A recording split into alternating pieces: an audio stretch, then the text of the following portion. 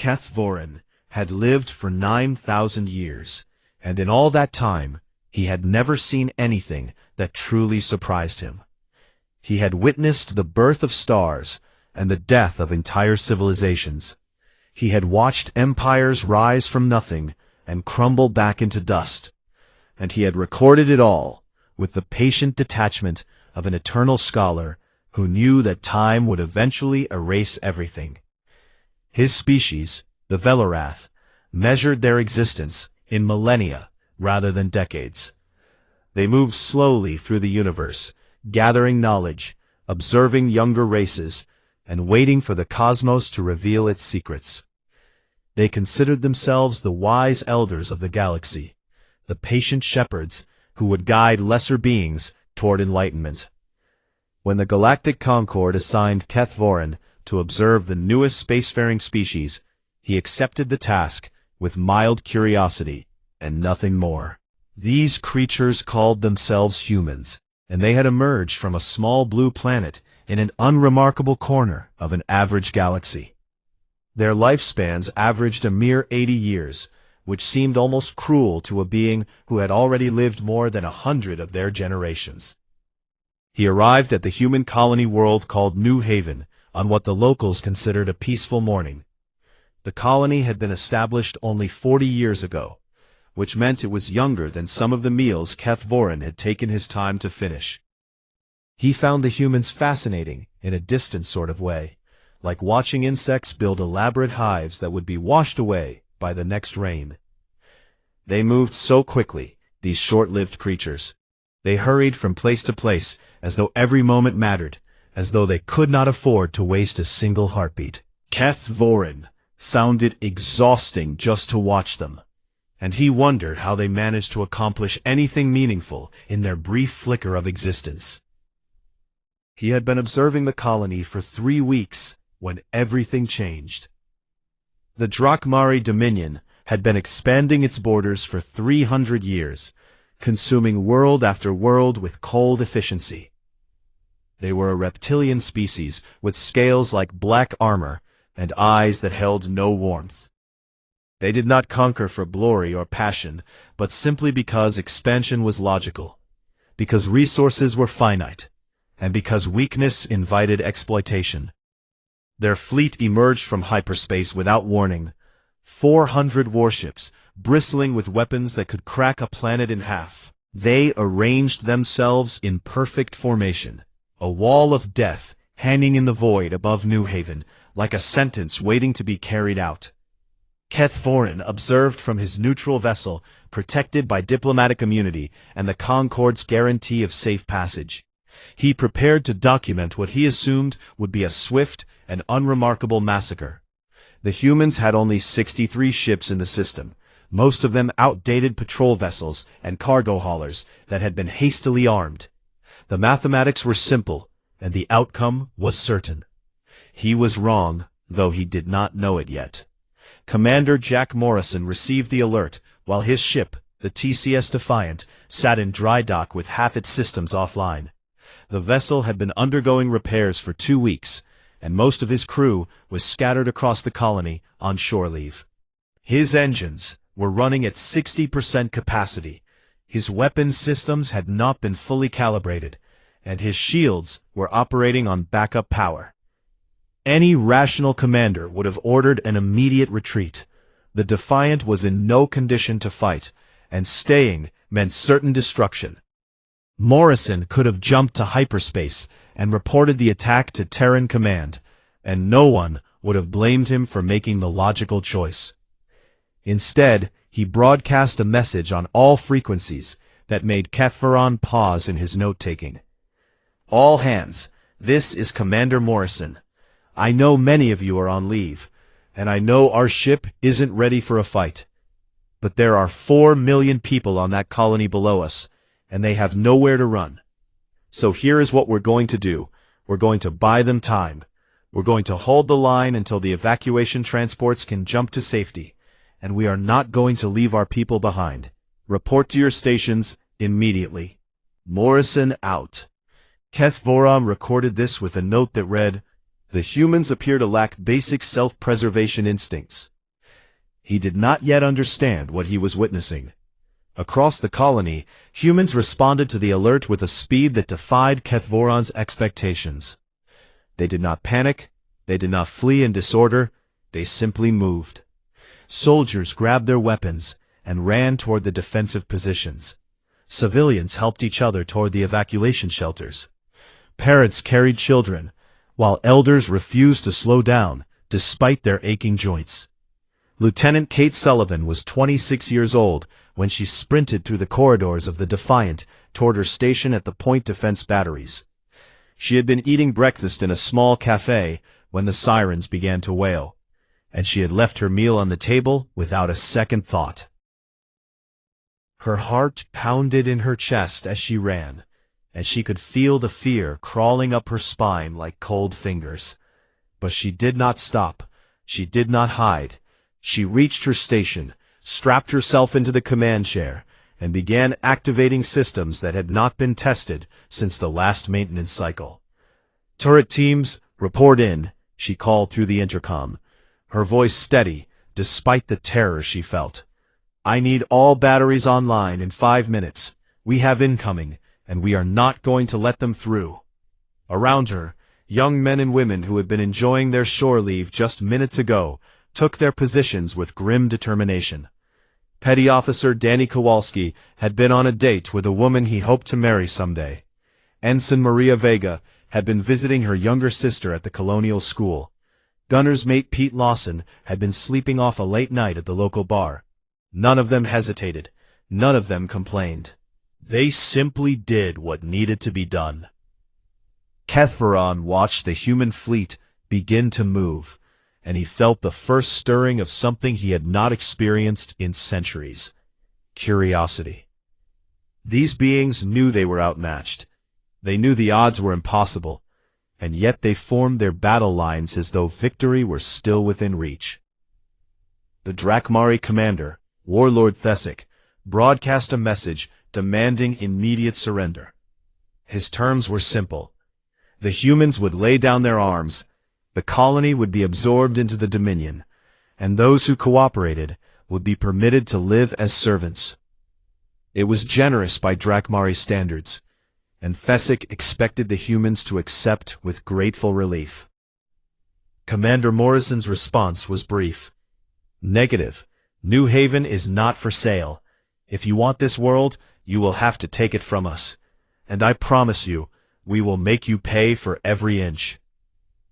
Thesic did not understand. His tactical displays showed the human position clearly, and there was no scenario in which they could win.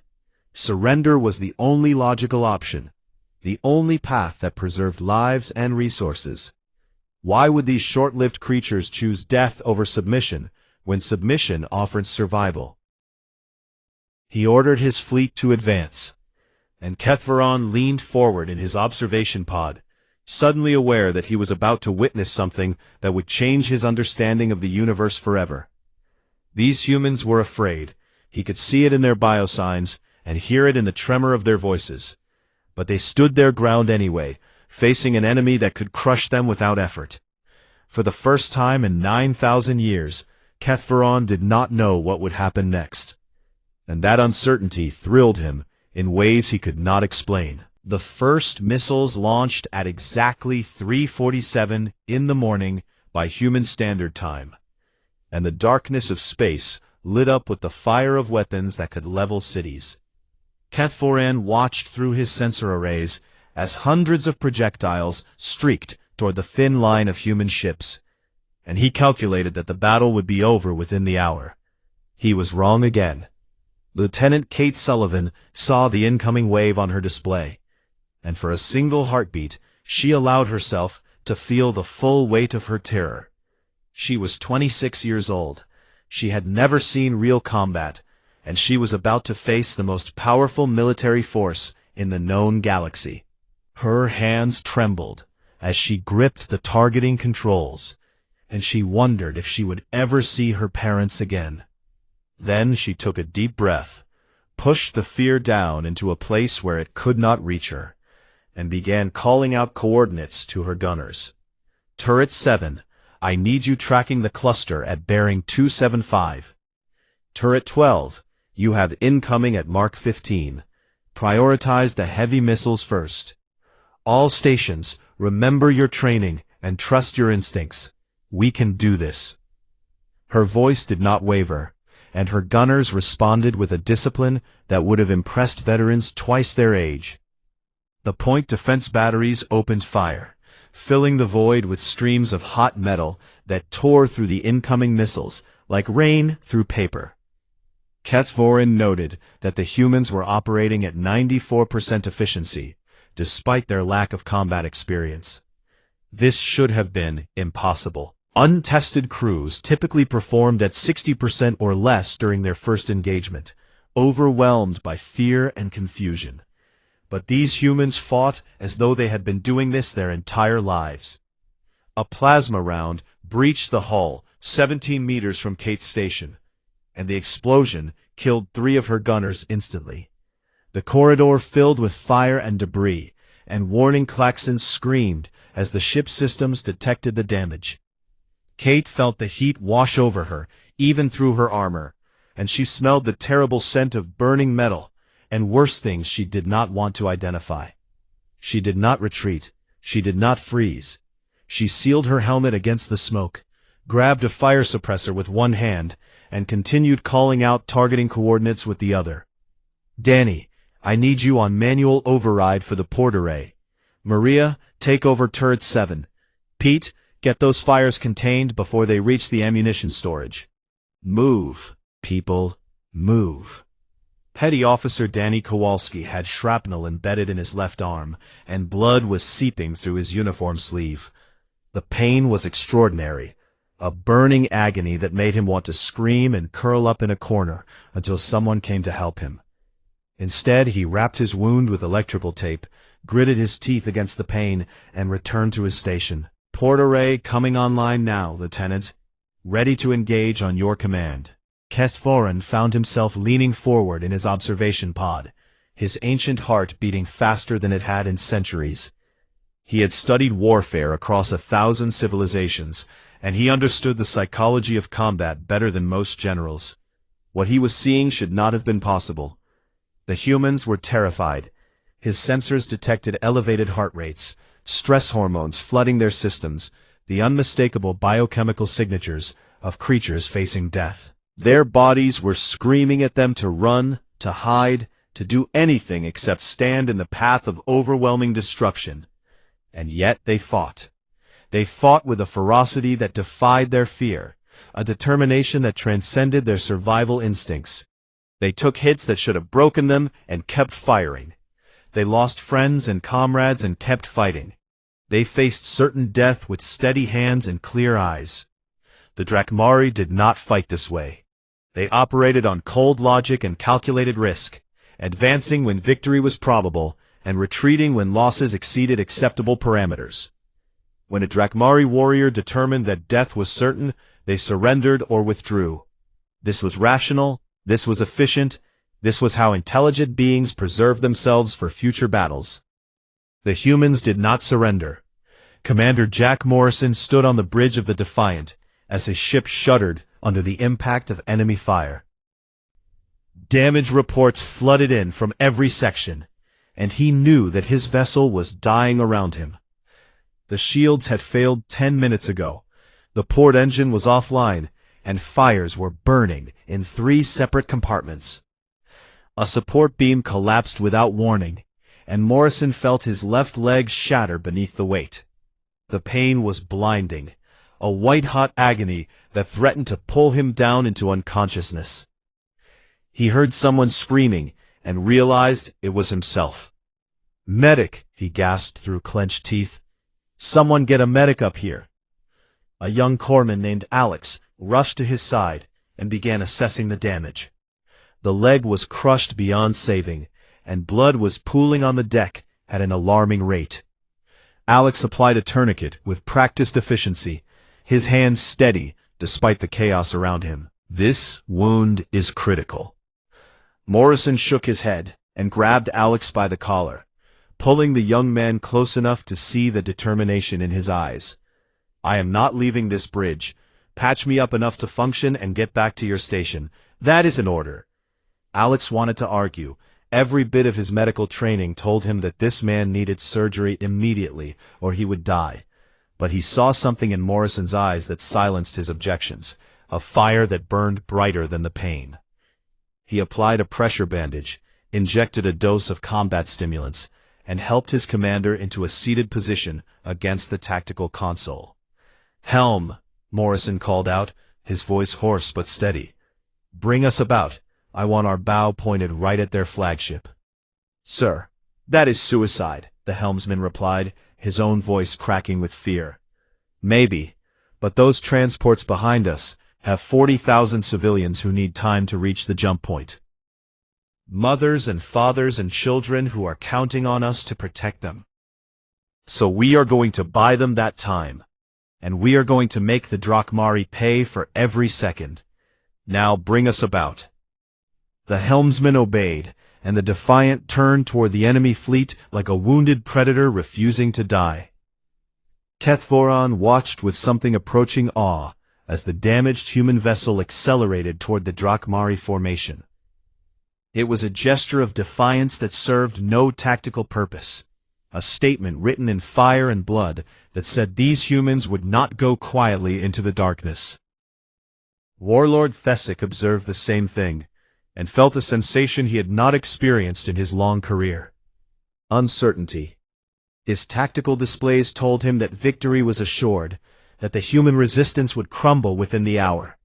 But something about these creatures unsettled him in ways he could not articulate. His analysts had confirmed that the humans possessed sufficient intelligence to understand their situation. They had access to the same mathematics, the same probability calculations, the same inescapable conclusions. And yet, they charged forward anyway, bleeding and burning and breaking, but never stopping, never surrendering, never accepting the death that awaited them. Thesic had conquered 17 worlds and subjugated 4 spacefaring civilizations. He had never seen anything like this. Neither had Kethvoron. And as the battle raged on, as humans died by the hundreds, for a cause they could not possibly win, the ancient scholar began to understand that he was witnessing something far more significant than a simple military engagement. He was witnessing the nature of mortality itself, stripped bare and burning bright against the infinite darkness of space. On the surface of New Haven, the ground war had begun with brutal efficiency. Drakmari drop pods slammed into the outskirts of the colonial capital, disgorging hundreds of warriors in black armor who moved with the cold precision of machines. They advanced through the streets in perfect formation, their weapons cutting down any resistance they encountered. Sergeant Ben Hartley watched them come from his position at the Colonial Medical Center, and he felt fear wrap around his heart like a cold fist.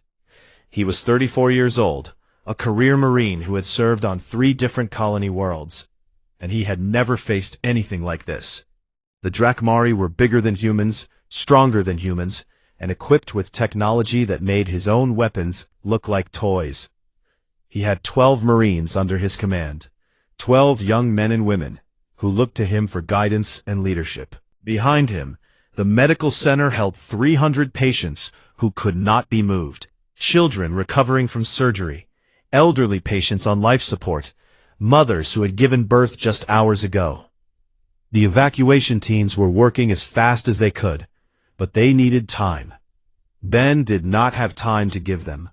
"Sergeant," one of his Marines said, her voice tight with barely controlled panic. "There have to be 200 of them out there, maybe more. We cannot hold this position against those numbers." Her name was Corporal Rachel Price, and she was 23 years old.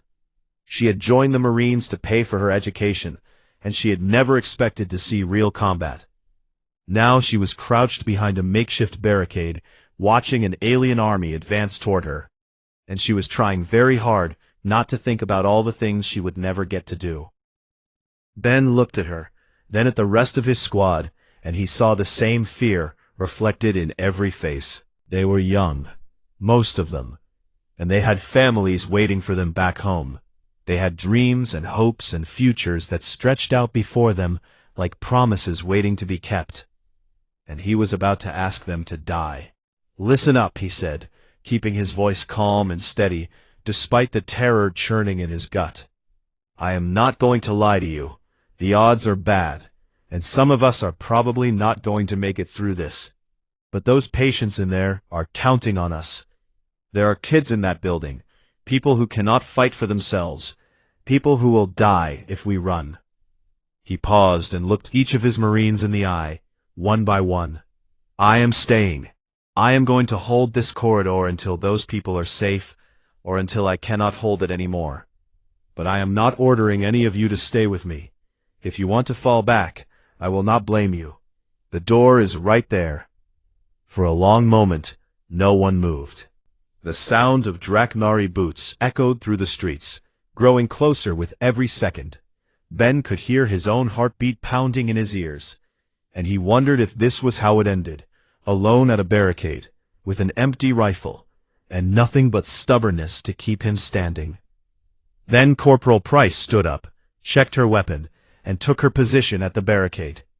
"With respect, Sergeant, you are not getting rid of us that easily." One by one, the others followed. Privates Torres and Mitchell took the left flank. Specialists Kim and Hendricks covered the right. The rest spread out along the corridor, transforming the entrance to the medical center into a fortress of human determination. Ben felt something warm bloom in his chest, a fierce pride that pushed back against the fear. These were his people, his Marines, and they were choosing to stand beside him, even though they knew what it would cost. "All right then," he said, a grim smile crossing his face. "Let us show these lizards what humans are made of." The first wave of Drakmari hit their position like a hammer, and the corridor exploded into chaos. Plasma bolts scorched the air, bullets tore through alien armor, and the screams of the wounded filled the narrow space with sound that would haunt Ben's nightmares for the rest of his life. Private Torres took a hit in the first exchange, a plasma bolt that burned through her shoulder and dropped her to the ground. She did not stay down. She grabbed her rifle with her remaining good arm and kept firing from the floor, her face twisted with pain and rage. "You want some more?" she shouted at the advancing Drakmari. "Come and get it." Kethvoren observed the ground battle through surveillance drones, and he found himself struggling to process what he was seeing. The mathematics of the situation were clear. 12 humans could not hold against 200 Drakmari warriors. It was physically impossible, a violation of every tactical principle he had ever studied. And yet, they held. For 7 hours, Ben Hartley and his squad held that corridor. They fought through ammunition shortages and equipment failures. They fought through wounds that should have incapacitated them. They fought through exhaustion and despair, and the constant, grinding certainty that death was coming for them. When his rifle ran empty, Ben grabbed a fire axe from the wall and kept fighting. When Specialist Kim lost her weapon, she picked up a fallen Drakmari blade and used it against its former owners. When the barricade collapsed, they built another one from the bodies of their enemies. The Drakmari commander could not understand it. His warriors were superior in every measurable way, and yet these humans refused to break. He sent wave after wave against their position, and each wave was thrown back with losses that defied explanation. "What are they?" he asked his adjutant, genuine confusion in his voice. "Why do they not surrender?" The adjutant had no answer. When human reinforcements finally arrived 7 hours later, they found Ben Hartley still standing at the barricade. His armor was scorched and torn.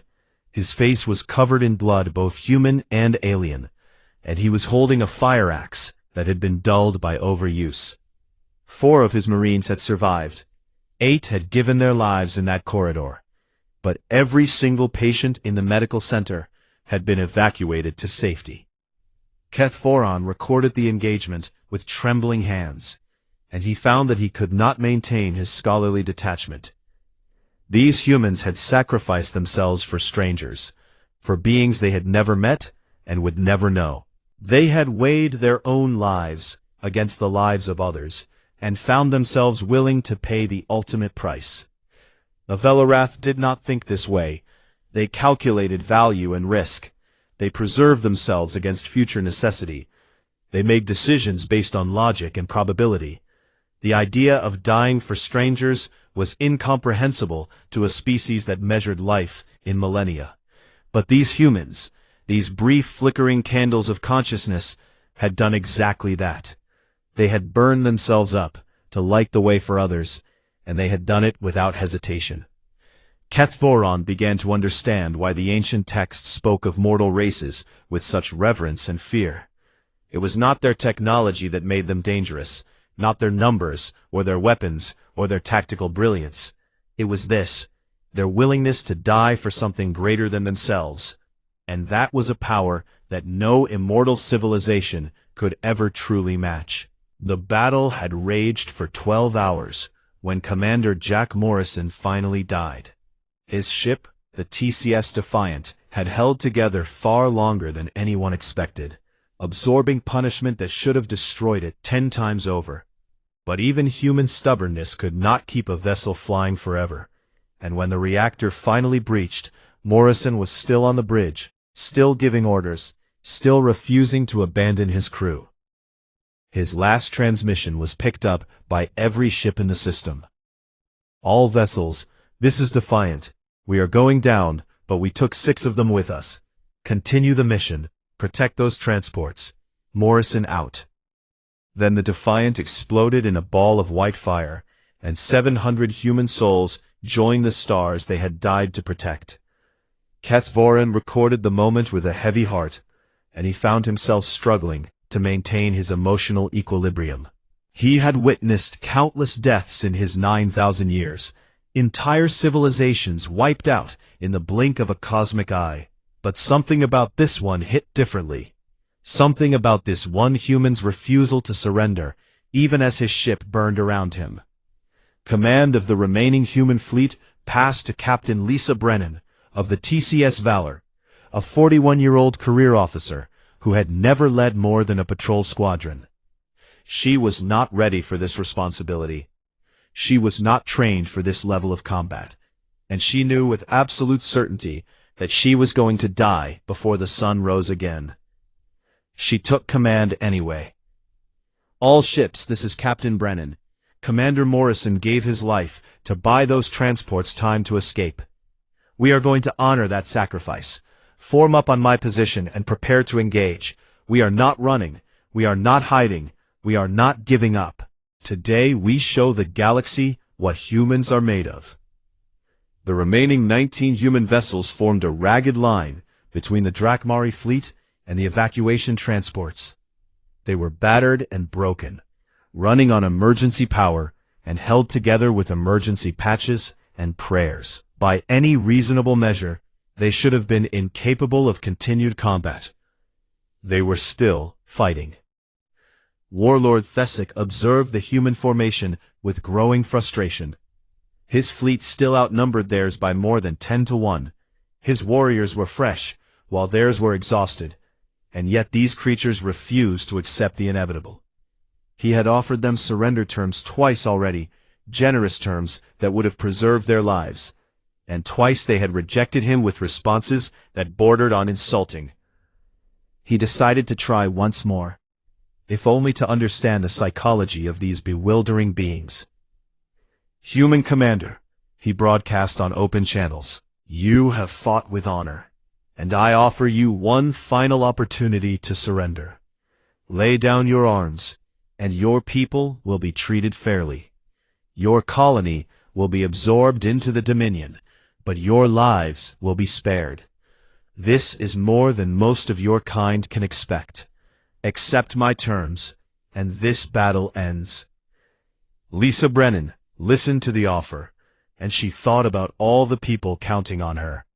She thought about the transports still making their way to the jump point, about the 40,000 civilians who would die if she failed. She thought about her own life, about the husband waiting for her on Earth, about the children she had always wanted, but never had time to have. Then she thought about what surrender would mean. Her people enslaved, her world conquered, everything they had built reduced to ashes and servitude. She thought about Commander Morrison and all the others who had already given their lives, and she knew that their sacrifice would mean nothing if she gave up now. She keyed her communications array and broadcast her response on every frequency so that every being in the system could hear it. Warlord Thesic, this is Captain Lisa Brennan of the Terran Colonial Authority. I have heard your terms, and I have considered them carefully. My answer is this. You want New Haven? Then come and take it. We will fight you with ships. We will fight you with guns. We will fight you with knives and rocks and bare hands if we have to. And when you finally kill the last of us, you will know that you earned every inch of this world with blood. That is my final answer. Brennan out. Thesic stared at his display in disbelief. His tactical officers had confirmed that the humans had suffered losses exceeding 60%. Their ammunition was nearly depleted. Their ships were crippled. Their situation was utterly hopeless. And yet this woman, this fragile mortal creature with a lifespan shorter than his morning meditations, was rejecting his mercy as though she held the advantage. He did not understand. He could not understand. The mathematics were clear. The logic was inescapable. And yet these humans continued to act as though such things did not matter. All ships, he ordered, his voice cold with frustration. Destroy them. Leave nothing alive. The Drakmari fleet advanced, and the final phase of the battle began. On the TCS Valor, Corporal Megan Torres was 19 years old. She had enlisted in the fleet to pay for her younger brother's college education, and she had spent most of her service doing maintenance work in the engine rooms. She had never expected to see combat, never expected to be anything more than another face in the crowd. When the transport she was helping to evacuate took a direct hit, she was thrown across the compartment like a rag doll. Alarms screamed around her. Emergency lights bathed everything in red, and she could hear the hiss of atmosphere escaping through a breach in the hull. The other passengers were panicking, scrambling toward the life pods with the desperate energy of people who knew they had only seconds to live. Megan saw the breach, saw the crack in the hull that was widening with every passing moment, and she knew that the life pods would not launch in time, unless someone held that breach closed. She did not think about it. She did not calculate the odds or weigh her options. She simply moved. She grabbed a piece of emergency plating, pressed it against the breach, and braced herself against the suction that threatened to tear her away. "Go!" she screamed at the other passengers. "Get to the pods. I will hold it." They stared at her in horror, in awe, in something that might have been shame. This young woman was sacrificing herself for them, for strangers she had never met, and they could not find the words to thank her. "Go now," she shouted again, and this time they moved. Megan held that breach for 4 minutes, 4 minutes of exposure to the void, her suit failing around her, her oxygen depleting, her blood beginning to boil in her veins. She felt her body dying piece by piece, felt the cold creeping into her bones, felt her vision narrowing to a single point of light. But she held on. The last passenger reached the life pod with 6 seconds to spare. Megan Torres died with her hand still gripping the emergency seal, her face frozen in an expression of fierce determination. She was 19 years old, and she had saved 37 lives. Kethvoron wept. He had not wept in 3,000 years, had thought himself beyond such emotional responses, had believed that his ancient heart had calcified into something incapable of being moved. But watching this young human die for strangers, watching her choose sacrifice with such simple certainty, broke something inside him that he had not known was still intact. These creatures lived such brief lives, such fleeting moments of consciousness in the vast emptiness of eternity, and yet they burned so brightly, They loved so fiercely. They gave so freely. He began to understand why the heavens trembled before them. The human reinforcement fleet arrived at hour 17, and Admiral Chris Lawson led them out of hyperspace like an avenging angel descending from heaven. 42 warships that had traveled to hostile territory at emergency speed, pushing their engines beyond safe limits, risking destruction with every jump, because their people needed them, because New Haven was calling for help, because that is what humans do. Lawson surveyed the battlefield with grim determination. The wreckage of human ships drifted through the void, mixed with the shattered remains of Drakmari vessels. The defenders had paid a terrible price, but they had bought something precious with their blood: time. The civilian transports had escaped, 40,000 lives saved by the sacrifice of those who stayed behind. All ships, Lawson broadcast to his fleet, weapons free. Show these bastards what happens when you threaten our people. The Terran Third Fleet swept into the battle like a storm, and suddenly, the mathematics that had favored the Drakmari began to shift. Warlord Thesic watched his tactical displays with growing alarm, as human ships tore through his formations with savage efficiency. These new arrivals fought with a fury that exceeded even the defenders, their weapons blazing with what seemed like righteous anger. Thesic calculated that victory was still possible.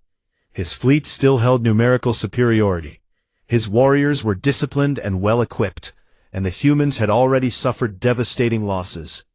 By any rational measure, he should continue the engagement and crush this new threat. But something made him hesitate. He had watched these humans fight for 17 hours. He had seen them die by the hundreds, by the thousands, and yet more kept coming. He had offered them surrender, offered them mercy, and they had spat in his face with defiant pride. He had witnessed impossible acts of courage and sacrifice that defied everything he understood about rational behavior. And now he saw his own warriors hesitating, their confidence shaken by what they had witnessed. The Drakmari were not afraid of death. They accepted it as a natural consequence of warfare, a calculated risk that could be managed through superior tactics and overwhelming force. But they had never faced an enemy that welcomed death, that embraced it as a small price to pay for something greater. They had never faced humans. Thesic made his decision. He ordered the retreat, and his fleet began to withdraw from the system in organized columns. It was not a rout, not a panicked flight, but a calculated withdrawal based on a reassessment of strategic priorities. He told himself it was because the cost of victory had become too high, because his losses had exceeded acceptable parameters, because continuing the battle would weaken the Dominion for future campaigns. These were all true, all rational, all logical. But deep in his heart, in the cold place where Drakmari kept their deepest fears, Thesic knew the real reason he was retreating. He was afraid, not of losing the battle, but of what it would take to win it. He understood now that conquering humanity would not be a simple matter of military superiority. These beings would fight until the last of them drew breath, and then their children would rise up and continue the struggle. They would resist and rebel and refuse to submit, generation after generation, until the Dominion was bled white by endless warfare. The cost of victory would be measured in centuries of conflict against an enemy that did not know how to surrender. Thesic looked at the image of Captain Lisa Brennan on his display. This fragile mortal woman who had defied him with such fierce conviction, and he felt something he had never expected to feel toward a lesser species: respect. Kithvaran watched the Drakmari fleet retreat, and he felt a strange mixture of relief and wonder. He had expected to document the extinction of humanity today. Instead, he had witnessed something that would reshape his understanding of the cosmos. He began composing his report to the celestial archives, choosing his words with unusual care. I have observed the mortal species known as humanity in their moment of crisis. I expected to document their extinction, but instead, I have found something else entirely. Instead, I witnessed something that has shaken the foundations of my understanding. The humans are weak, they are fragile, they die from injuries that our children would survive without difficulty. Their lives are over before they truly begin, brief sparks of consciousness in the infinite darkness. And yet, they fight with a fury that immortals cannot comprehend. They sacrifice with a selflessness that defies all rational calculation. They love with an intensity that burns like a star, precisely because they know their time is short. We who live forever have forgotten what it means to cherish each moment. We have grown cautious and calculating, unwilling to risk our endless existence for anything. We have mistaken longevity for strength and wisdom for courage. The humans have taught me otherwise. They are not strong despite their mortality. They are strong because of it. Every day is precious to them. Every choice matters. Every act of courage is written against the certainty of death. And they choose courage anyway, again and again, even when logic tells them to surrender. I understand now why the ancient texts warn of mortal races. I understand why empires that have stood for millennia tremble when humans enter the galactic stage. It is not because humans are dangerous, though they surely are. It is not because they are unpredictable, though they are that too. It is because they remind us of what we have lost. They remind us that existence without meaning is not life, but merely duration. They remind us that the measure of a being is not how long they live, but how fiercely they burn. I saw mortal warriors clash in combat today. I saw them bleed and suffer and die for each other, for strangers, for ideas larger than themselves. And I understood, at last, why the heavens tremble before them. Not from fear, from awe. He submitted his report with a recommendation that would send shockwaves through the galactic concord. Immediate establishment of diplomatic relations with humanity, and under no circumstances should any member civilization engage them in military conflict. 6 months later, the Concord formally recognized the Terran colonial authority as a sovereign entity with full diplomatic rights. The Drakmari Dominion signed a non-aggression pact that would hold for the next 200 years. And Keth Voran, the eternal scholar who had witnessed the rise and fall of 17 empires, made a decision that shocked everyone who knew him. He resigned his position in the Celestial Archives. He spent the remaining 7,000 years of his life among humans, learning their songs and their stories, attending their weddings and their funerals. He watched generations rise and fall like waves upon a shore, each one brief and beautiful and utterly irreplaceable. He learned to love these mortal creatures, with their short lives and their infinite capacity for hope.